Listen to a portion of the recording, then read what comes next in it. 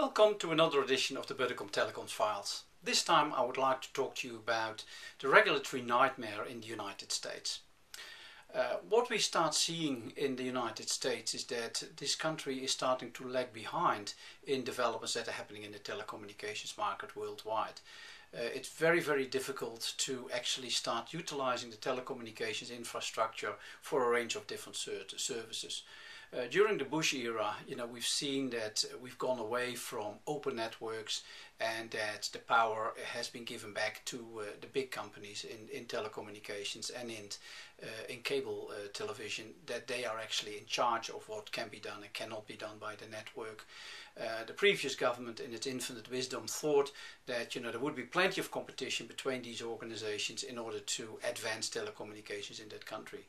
Obviously, that's not the case. In all reality, there might be a duopoly in most of the American markets between a cable operator and a telephone operator, but that's the best you get.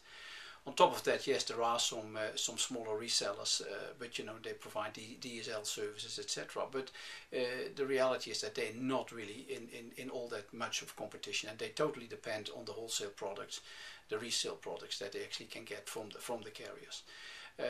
Then you see that a range of regulations that have been passed over the last decade, are actually counterproductive to what the digital economy requires. The internet had become a content service rather than it's seen as a utility to deliver applications to the market. VoIP as such is a content service rather than, again, a basic access product. So to unravel all of that is a massive job. You really have to start from scratch.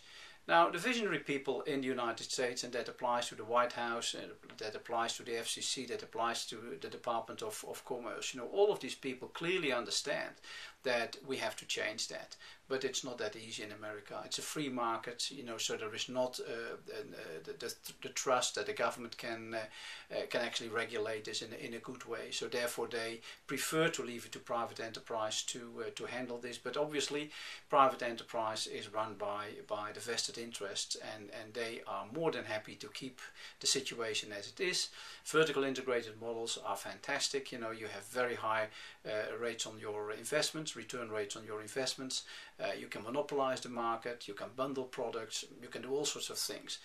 The reality, however, is that if you base it on that sort of level, yes, you do get the services that we're talking about, but they are so expensive. They might be twice the price as these prices are in other parts of the world. So a full-blown fiber to the home package in the United States could cost you $125 a month. Yeah, a similar sort of package in Korea or in Japan would cost you less than $50. So you really start seeing that the economic advantage of the countries that actually start utilizing the infrastructure as a utility, are gigantic. And in that respect, America is going to run further and further behind. They're not a leader in broadband. They're not a leader in the digital economy.